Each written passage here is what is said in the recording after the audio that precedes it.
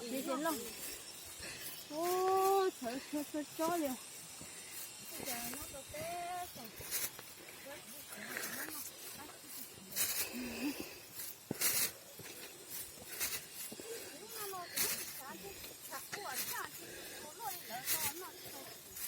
Như chị nó một trái rồi.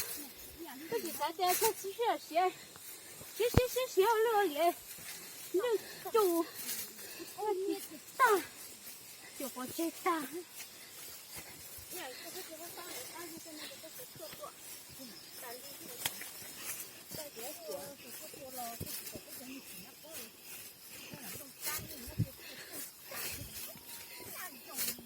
Bulu chia mà, tôi là bulu lẩu kia.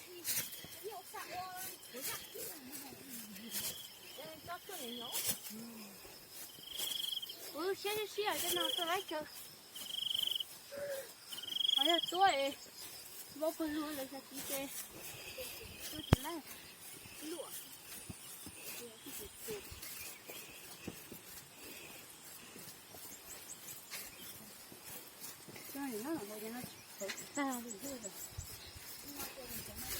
Thì bữa nó bên nó lo hình rồi nhá.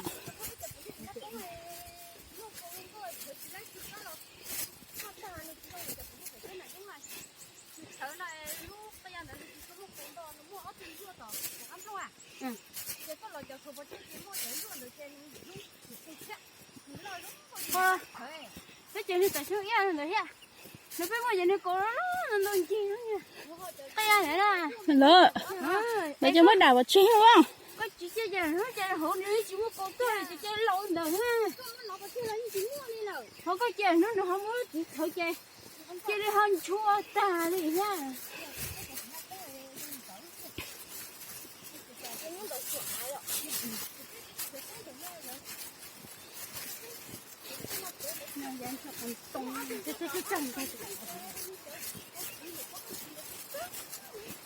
Cho con đâu nó thích trời.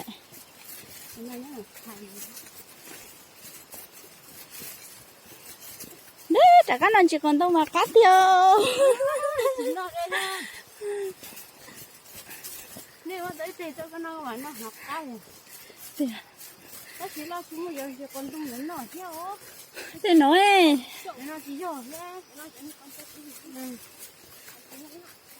Hay cho nó còn tôi nhất lăng hả? Chỉ còn tông im hả lộ? Còn nó im mà nó sẽ sao á? Nó sẽ xả. Nó sẽ xả thôi tôi sẽ xả. Tôi chua. Ê, đúng rồi này, nhất là rồi. Nó nhất là cái chi. Cái còn nó nhất là thì. Wow, cá tiêu. Nào. Nhà bé. Nhà bé vậy dạ hơn để gì mà nói rồi thiệt cá. Nó chỉ cho nó không muốn vốn thôi.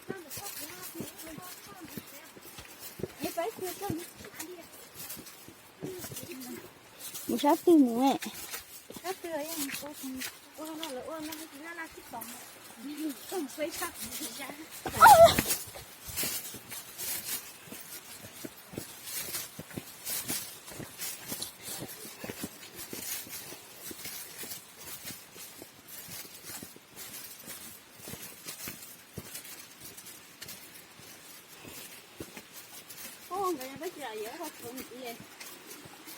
Thế là tia có bây giờ ống một ly nè, cho chúng mù.